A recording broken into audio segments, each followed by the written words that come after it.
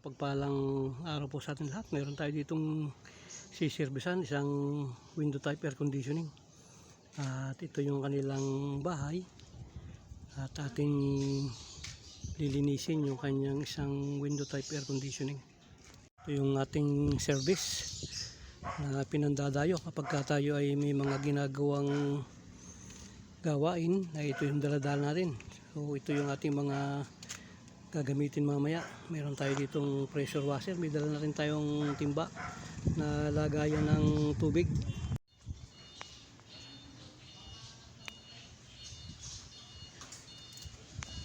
So ito po yung ating lilinisan na window type air conditioning. Medyo malaki siya, so ibababa po natin yan at ating lilinisin. Selfie yata yun eh. So ganoon nga po, pagkatapos nga po ng umati ka pong dagisan dahil nga sa medyo malaki tong aircon na to, ayan, nailabas din natin. Ayan siya, kaya lang, ayan yung kanyang status. Medyo limitado ang galaw natin kasi maraming aso.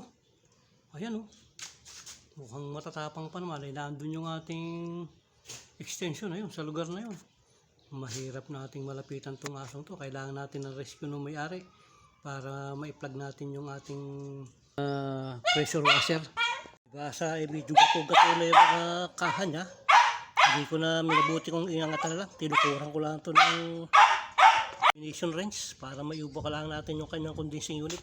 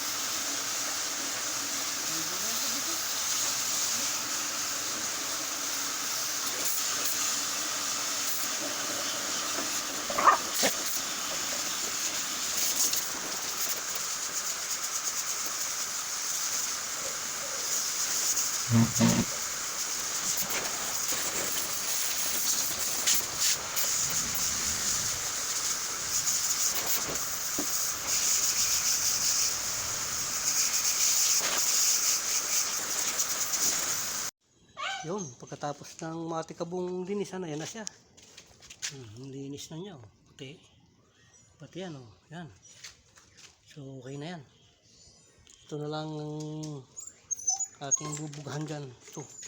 Bubumbahan natin ng blower yan. Iniintay lang natin yung extension. Mabuga natin yan. Okay na yan. Malinis na yan. Okay na.